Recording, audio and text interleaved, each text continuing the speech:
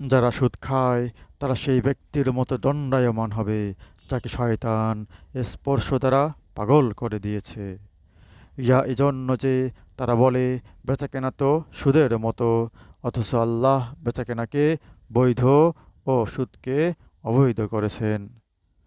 যার কাছে তার রবের উপদেশ এসেছে, তারপর সে বিরত হয়েছে, অতীতে যা হয়েছে তা তাঁরই এবং তার ব্যাপার আল্লাহর অধিকারভুক্ত।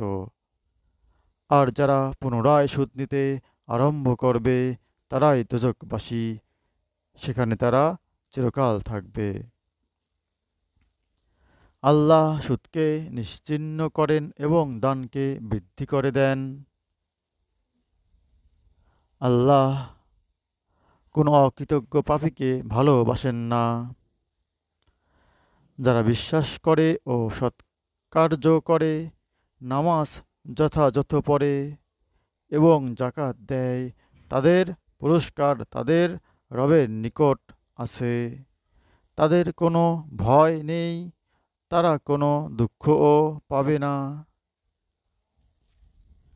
হে বিশ্বাসীগণ, তোমরা আল্লাহকে ভয় করো এবং সুদের যা বকেয়া আছে তা ছেড়ে দাও, যদি তোমরা বিশ্বাসী হও।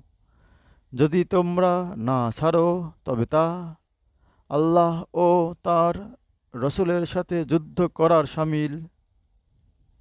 কিন্তু যদি তওবা করো তবে মূলধন তোমাদেরই। তোমরা অত্যাচার করো না এবং অত্যাচারিত হয়ো না। যদি খাতক অভাবী হয় তবে তাকে সচ্ছল হওয়া পর্যন্ত অবকাশ দাও। যদি ঋণ ক্ষমা করে দাও তবে তা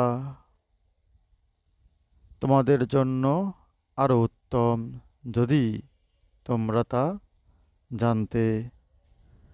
সূরা বাকারা আয়াত 275 থেকে 280। হে আল্লাহ পাক, আমাদের কোরআন বুঝার তৌফিক দান করুন। হে আল্লাহ পাক, আমাদেরকে হালাল রিজিক দান করুন। হে আল্লাহ পাক, আমাদের জীবনকে সহজ করে দেন। হে আল্লাহ পাক, আমাদের চলার পথকে সহজ করে দেন। হে আল্লাহ পাক, এই দুনিয়ার সকল মুসলিমদেরকে আপনি রক্ষা করুন।